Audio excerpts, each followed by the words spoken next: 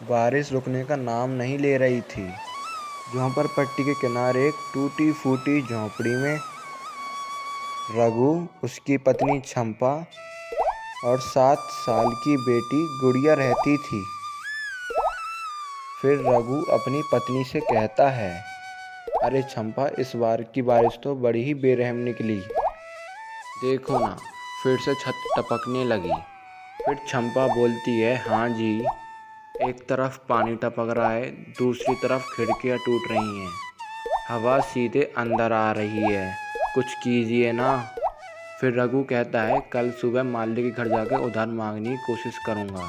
रघु अगले दिन मालिक के पास चला जाता है। मालिक बरामदे में बैठकर कुर्सी पर चाय पी रहा था। फिर रघु मालिक से कहता है, घर की छत और खिड़कियां टूट चुकी हैं, अगर कुछ पैसे उधार मिल जाएं तो मैं मरम्मत करवा लूँगा, मेहनत से चुका दूँगा मालिक। फिर रघु के मालिक कहते हैं, उधार? तू क्या सोने की चम्मच लेके पैदा हुआ है? पहले ही ज़्यादा एहसान कर दिए तुझ पर। और सुन, तू आज से काम पर मत आना, तेरे जैसे लोग बरसात के कीड़े हैं। इतना कहकर मालिक चले जाते हैं और फिर बहुत तेज बारिश होने लगती है। रघु बिना काम के शहर में इधर उधर भटकता है, लेकिन कहीं कोई काम नहीं मिलता। घर पर देखता है कि गुड़िया तेज बुखार से कांप रही थी। फिर रघु की पत्नी कहती है, देखो, अपनी गुड़िया को देखो, आप कहाँ रह गए थे, अब क्या होगा? रघु कहता है, हाँ चंपा, गुड़िया को बुखार तो बहुत तेज है, मुझे मालिक ने काम से बाहर निकाल दिया और मेरी कोई मदद भी नहीं की। काम की तलाश में इधर उधर भटक रहा था, इसलिए देर हो गई। फिर चंपा कहती है, आप अपनी बहन से कुछ पैसे उधार क्यों नहीं मांग लेते, फिर पैसे आने पे हम लौटा देंगे। फिर रघु कहता है, मैं अभी कमला के घर जाता हूँ। फिर रघु अपनी बहन कमला के घर की तरफ चल देता है। फिर रघु अपनी बहन कमला के घर पहुँच जाता है।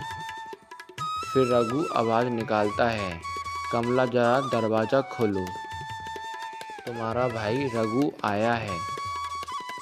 रघु बहुत देर तक आवाज़ लगाता रहता है, लेकिन कोई भी नहीं आता है। रघु की बहन कमला बहुत ही अमीर होती है, उसे अपने पैसे पर बहुत ही घमंड होता है। कमला अपने पति से कहती है, दरवाज़ा मत खोलना, लेकिन रघु अंदर आ जाता है। कमला कहती है, रघु भैया, आप इतनी रात में यहाँ क्यों आए हैं? रघु बताता है, बहन, मेरी गुड़िया की तबीयत बहुत ख़राब है, तुम कुछ पैसे मुझे उधार में दे दो, काम मिलते ही लौटा दूँगा। कमला कहती है, भैया, मेरे पास पैसे तो नहीं हैं, आज ही बंटी के पापा ने सारे पैसे व्यापार में लगा दिए। इतना सुनने के बाद रघु वहाँ से चला आता है, दिल में दर्द और आंखों में आंसू लिए घर की ओर जा रहा था।